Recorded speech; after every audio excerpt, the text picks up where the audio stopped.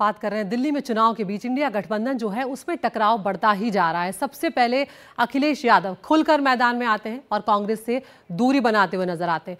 उसके साथ ही टीएमसी जो है उसने भी आम आदमी पार्टी को अब सपोर्ट कर दिया है, लेकिन बात अब और ज़्यादा आगे बढ़ गई है। हम आपको दिखा भी रहे हैं कि किस तरह से कांग्रेस अलग थलग पड़ती हुई नजर आ रही है।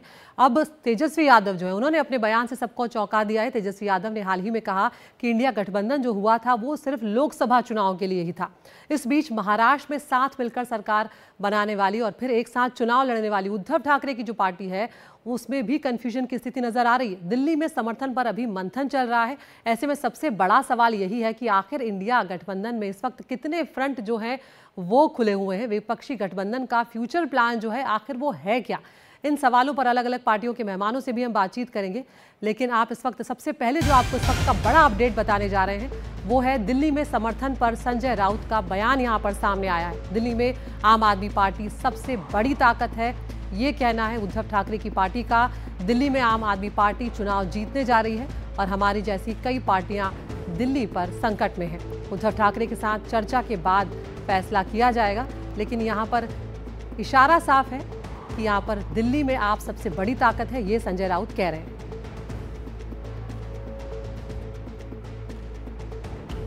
हमने बार बार कहा है कि कांग्रेस बड़ी पार्टी है देश में, दिल्ली में आप बड़ी पार्टी, लेकिन दिल्ली में आम आदमी पार्टी केजरीवाल जी की ताकत सबसे ज्यादा है और माहौल ये है कि दिल्ली में आम आदमी पार्टी चुनाव जीत रही है और अच्छे मार्जिन से जीत रही है। हम देखेंगे, अभी माननीय उद्धव ठाकरे जी के साथ हमारी चर्चा होगी, उद्धव ठाकरे जी निर्णय लेंगे, उसके बाद हम हमारा निर्णय देंगे। लेकिन हमारे जैसे बहुत सी पार्टियां हैं कि जो संकट में है कि दिल्ली में क्या करे। तो आपने देखा कि संजय राउत कह रहे हैं कि हमारी जैसी पार्टियां संकट में हैं, मंथन कर रही है कि आखिर दिल्ली में हमें किसके साथ जाना है। एक तरह से साफ साफ वो ये इशारा कर रहे हैं। तो कांग्रेस के सामने कई बड़े सवाल जो हैं वो यहाँ पर खड़े होते हुए नजर आ रहे हैं। अगर कुछ उदाहरण यहाँ पर हम देने की बात करें तो उसमें अगर हम देखें, यूपी में मिल्कीपुर चुनाव में एसपी के साथ चुनाव लड़ा था। दिल्ली में अखिलेश यादव जो है वो केजरीवाल का समर्थन करते हुए यहाँ पर नजर आ रहे हैं।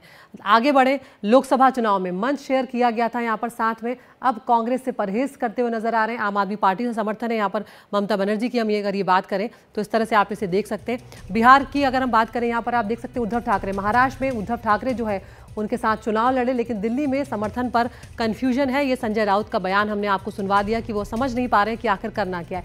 बिहार लिए चल रहे हैं, बिहार में गठबंधन के सहयोगी हैं इस वक्त, और उसके बाद तेजस्वी यादव ये कह रहे हैं कि इंडिया गठबंधन जो है वो लोकसभा चुनाव के लिए ही किया गया था। तो ये कंफ्यूजन और ये जो सवाल है ये साफ तौर पर नजर आ रहे हैं आपके साथ जो नजर आ रहे थे। और इधर आप देख सकते हैं लोकसभा चुनाव में एक दूसरे के लिए प्रचार तक किया है यहाँ पर आम आदमी पार्टी और कांग्रेस ने, और अब केजरीवाल के खिलाफ चुनावी अभियान जो है वो कांग्रेस पार्टी ने जमकर छेड़ दिया है। अब अगर कांग्रेस की ही बात कर लें तो अपने ही नेता जो हैं वो अपनी पार्टी पर भरोसा जताते हुए कांग्रेस में नजर नहीं आ रहे हैं। और बड़ा उदाहरण पृथ्वीराज चौहान है, उन्होंने यहाँ पर कहा है कि केजरीवाल दिल्ली में जीत जाएंगे। क्या इंडिया गठबंधन अब पूरी तरह टूट चुका है? ये एक बड़ा सवाल अब खड़ा हो गया और तस्वीर कुछ ऐसी ही दिख रही। सुनवाते हैं गौरव भाटिया ने क्या कुछ कहा है। सभा के लिए और बिहार में जहां तक बात की जाए, हम लोग तो शुरू से साथ थे। यहाँ पे भ्रष्टाचारियों में पड़ गई है फूट, इंडी अलायंस गया है टूट। आरजेडी के तेजस्वी यादव ने ऐलान कर दिया है कि इंडी अलायंस, जिसको हम लोग घमंडिया कहते हैं, वो केवल लोकसभा चुनाव तक ही था। इसका मतलब इंडी अलायंस के ताबूत में जो आखिरी कील थी वो आज तेजस्वी यादव ने लगा दी है। तो यहाँ पर गौरव भाटिया को आपने सुना, वो कह रहे हैं कि हम पहले ही कह रहे थे ये भ्रष्टाचारी सिर्फ चुनाव के लिए एकजुट हुए हैं। और अब इस मुद्दे पर हमारे साथ तमाम मेहमान जो हैं वो जुड़ने जा रहे हैं। हमारे साथ दीपक रंजन हैं समाजवादी पार्टी के, हमारे साथ धनंजय गिरी हैं और प्रवक्ता हैं बीजेपी के, नवल किशोर हैं प्रवक्ता हैं आरजेडी के, किशोर तिवारी हैं शिवसेना यूबीटी के प्रवक्ता हैं, और आकृति भाटिया हैं राजनीतिक विश्लेषक। तो यहाँ पर सबसे पहले दीपक रंजन मैं आप ही के पास आना चाहूँगी। तो अब ये साफ है ना आपकी तरफ से कि आप लोग केजरीवाल को समर्थन करने जा रहे हैं, कांग्रेस के साथ आप नहीं है, इसका मतलब? देखिए, बात वहां पे अदिति जी कांग्रेस की किसी पार्टी की नहीं, बात वहां पर यह है कि वहां पर आम आदमी पार्टी जो है वो भारतीय जनता पार्टी से सीधे जो लड़ती हुई दिख रही है, और वहां पर भारतीय जनता पार्टी को हराने के लिए सक्षम और सबल कोई है तो वो है आम आदमी पार्टी। देखिए, संजय राउत जी ने बिल्कुल सही कहा कि दिल्ली ये कांग्रेस पार्टी जो है देश की बड़ी पार्टी है, लेकिन जो राज्य है वहां पर क्षेत्रीय पार्टियां जो है बड़ी पार्टी से, उत्तर प्रदेश में समाजवादी पार्टी बड़ी पार्टी है, इसी तरीके से बिहार में आरजेडी बड़ी पार्टी है, बंगाल में ममता बनर्जी जी की पार्टी बड़ी है, वहां पर झारखंड नहीं में दीपक जी, जेएमएम लेकिन की दिल्ली पार्टी में एक बड़ी है लंबे इनकी। समय तक कांग्रेस ने राज किया है, तो आप जब कहेंगे कि आम आदमी पार्टी यहाँ पर ज्यादा सक्षम नजर आ रही है, तो फिर आप ये कह रहे हैं कि कांग्रेस यहाँ पर कमजोर है, नहीं आपको ऐसा लग रहा है?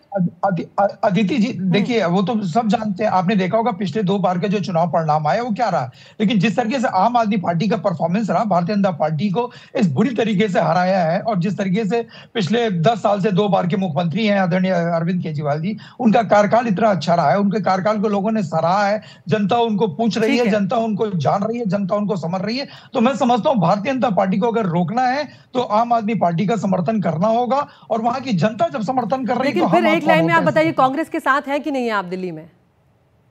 नहीं, देखिए, जो भारतीय जनता पार्टी को हराएगा हम उसके साथ हैं, और जो भारतीय जनता पार्टी को हराता हुआ दिखेगा, क्योंकि हमारे लिए भारतीय जनता पार्टी से जनता को निजात दिलाना है, चाहे वो नवल किशोर हमारे दिल्ली साथ राज्य में की प्रवक्ता सरकार है हो, आरजेडी या के। केंद्र की सरकार नवल जी, हो। ये बताइए कि क्या इंडिया गठबंधन अब टूट चुका है, ये बात अब साफ तौर पर कही जा सकती है? क्योंकि तेजस्वी यादव तो कह चुके हैं आपके यहाँ से कि भाई लोकसभा चुनाव तक के लिए था ये गठबंधन। नहीं, उनका जो संदर्भ था उसको समझने की जरूरत है। उन्होंने ये कहा कि लोकसभा के चुनाव के समय में इंडिया गठबंधन का गठन हुआ था भारतीय जनता पार्टी से लड़ने के लिए। कई सारे दल जो हैं, जो इसमें शामिल हैं, अपने अपने राज्य में बहुत मजबूत हैं। तो जाहिर है कि जब भी राज्य के चुनाव होंगे, जैसे दिल्ली का चुनाव है, कांग्रेस भी बहुत समय से, लंबे समय से यहाँ पर कांग्रेस बनाम बीजेपी था, अभी पिछले 10 साल से आप बनाम बीजेपी है या कांग्रेस है। तो यहाँ पे संगठन के दबाव में तीनों दल चुनाव लड़ेंगे। ये कहने का आशय थोड़ा था इंडिया गठबंधन टूट गया। इंडिया गठबंधन अभी भी है, इसमें कोई दिक्कत नहीं है, लेकिन राज्य स्तर पे जो मजबूत दलें हैं अपने अपने संगठन के दबाव में चुनाव लड़ना चाहेंगे। और डेमोक्रेटिक सिस्टम में अगर कोई अलायंस है, ये तो अलायंस है ना, मर्जर थोड़े है। या भारतीय जनता पार्टी की तरह ऐसा है कि दबाव में या उनके अगर कोई उनका गठबंधन दल अगर कोई बात रखता है अपना, तो वहां पे वो दल को ही तोड़ देते हैं। शिवसेना उदाहरण है, लोक जनशक्ति पार्टी उदाहरण है। यहाँ पे अगर स्थानीय स्तर पे संगठन के दबाव में कोई 2 दल चुनाव लड़ना चाहते हैं और अलग अलग लड़ना चाहते हैं, तो राज्य में ये संभव है।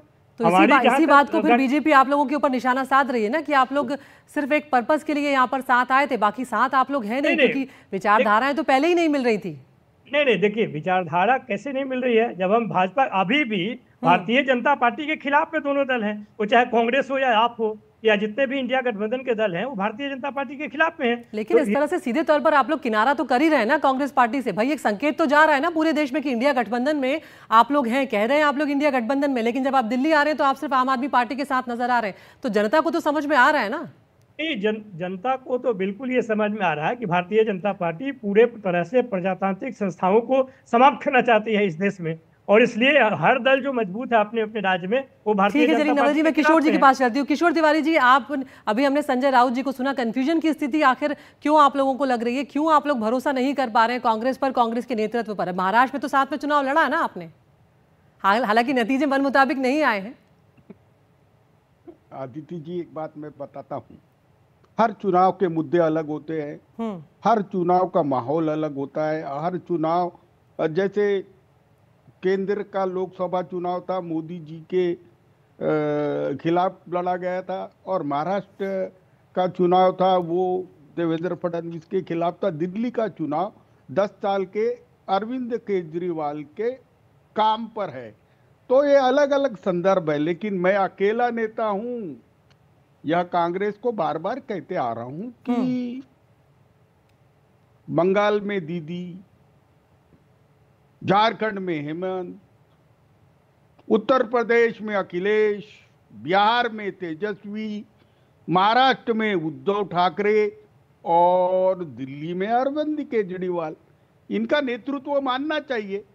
हमने केंद्र में राहुल गांधी का नेतृत्व खुल के माना था, और हम ही कह रहे थे कि राहुल गांधी अगले प्राइम मिनिस्टर बनने वाले। तो नवल जी, ये बताइए कि अगर कांग्रेस और आम आदमी पार्टी दिल्ली में साथ नहीं है, तो आपको लग रहा है कि यहाँ पर सीधे तौर पर कांग्रेस ने एक बड़ी गलती कर ली है?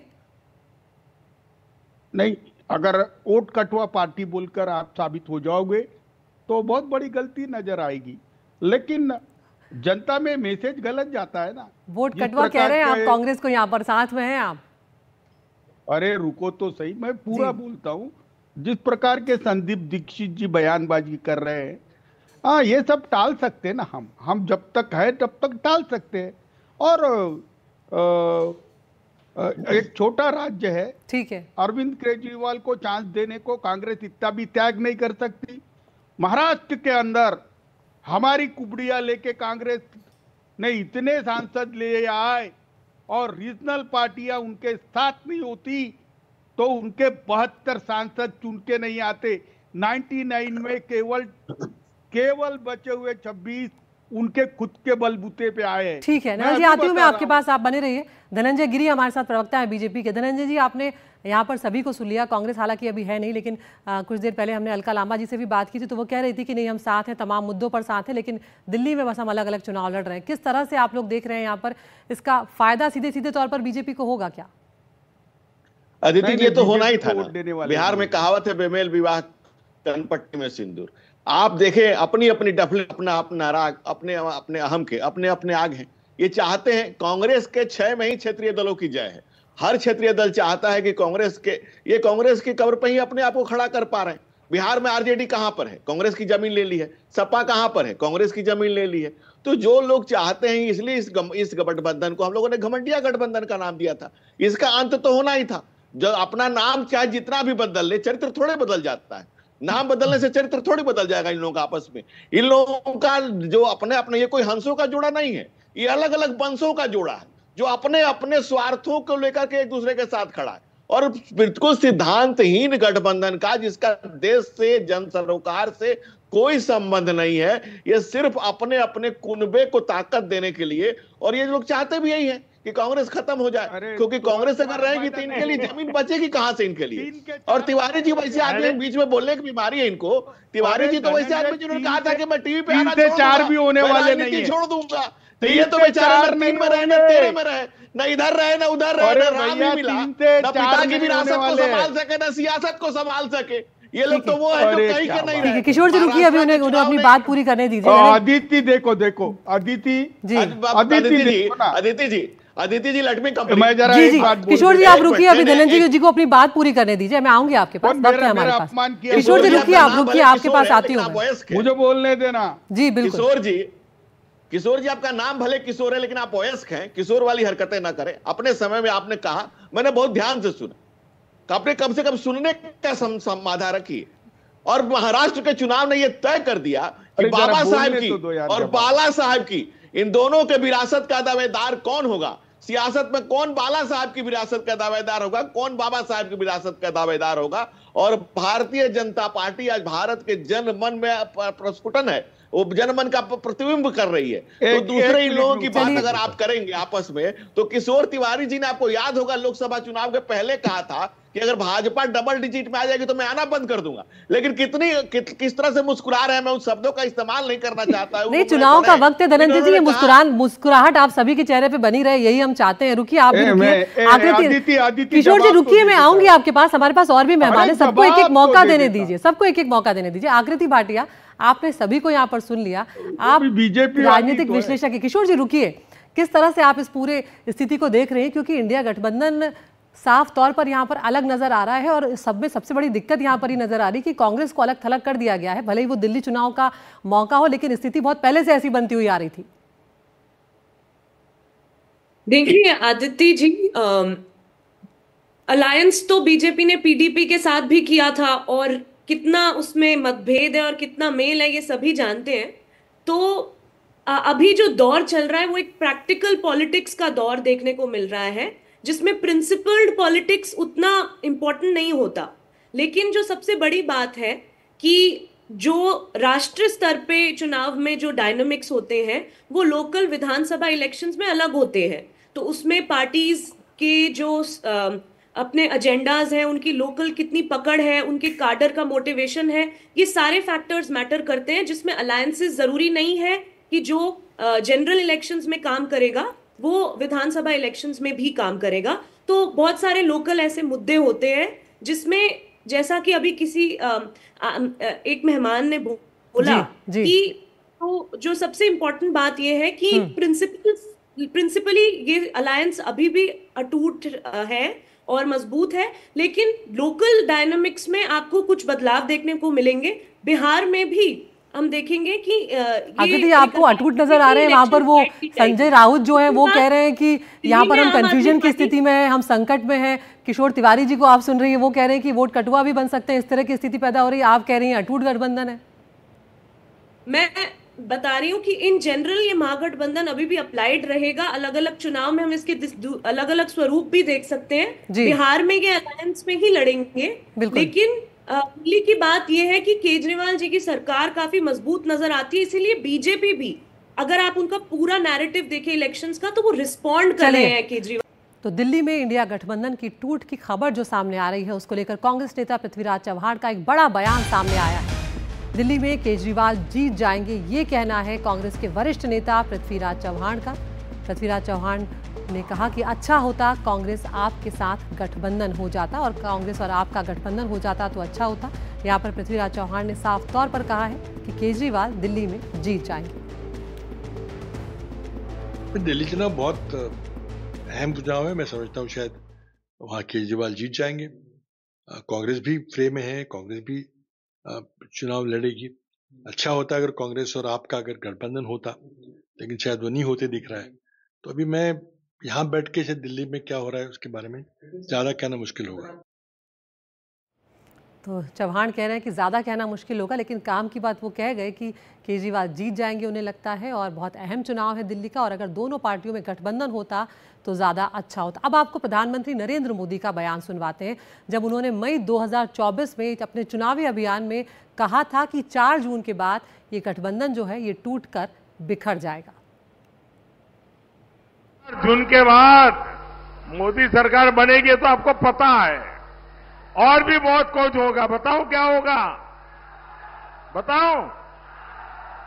ये इंडी गठबंधन टूट करके बिखर जाएगा, खटाखट खटाखट।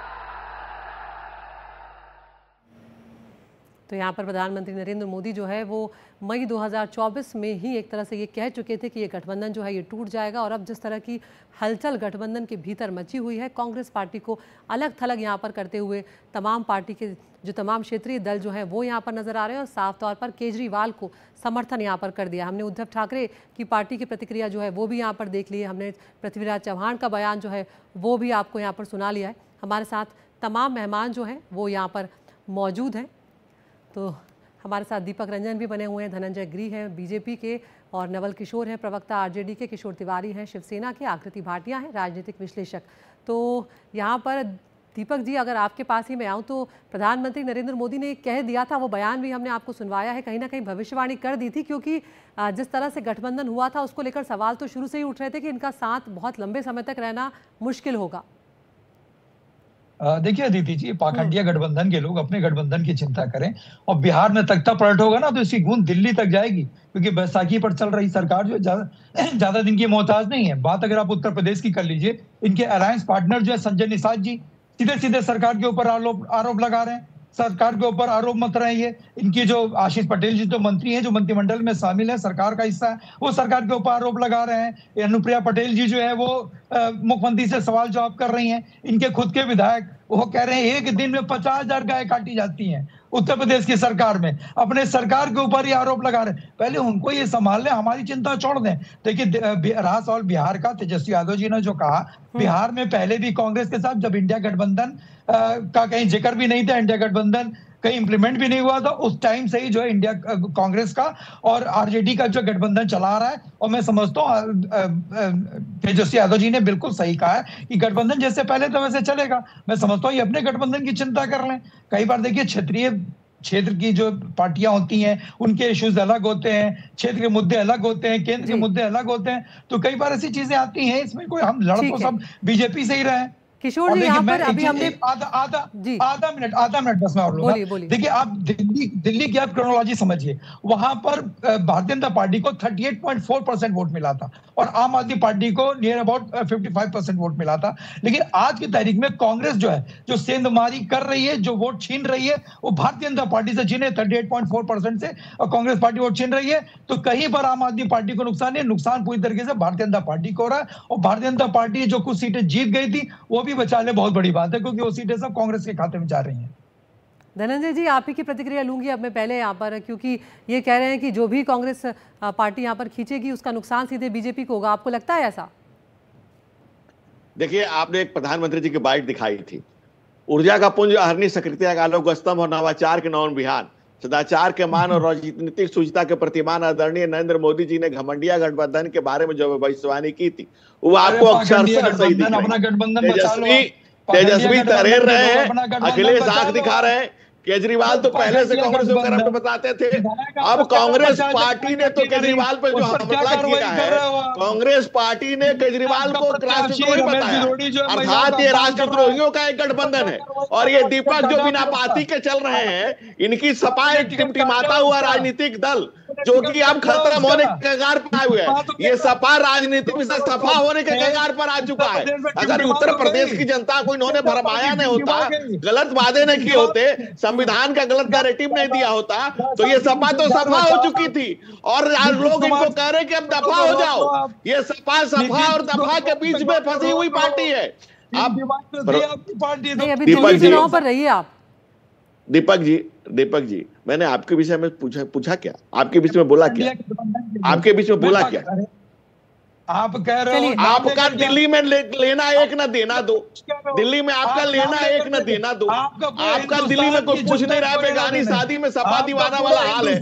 केजरीवाल किशोर तिवारी जी के पास यहाँ पर जाऊंगी। किशोर जी, पृथ्वीराज चव्हाण का हमने यहाँ पर बयान सुनाया, पृथ्वीराज चव्हाण भी वही बात कह रहे हैं कि यहाँ पर केजरीवाल जीतेंगे। ऐसे में अगर दोनों में गठबंधन होता तो बेहतर होता। तो अगर जब आप कह रहे हैं कि जो गठबंधन है वो बना हुआ है, राज्यों की जो समीकरण होते हैं वो अलग होते हैं, तो ये अगर ये अलग अलग पार्टियों के समर्थन में, जिस तरह से आप लोग अलग अलग पार्टियां केजरीवाल को समर्थन कर रहे हैं, अगर ये ना करते तो गठबंधन तो वैसे ही बना रहता।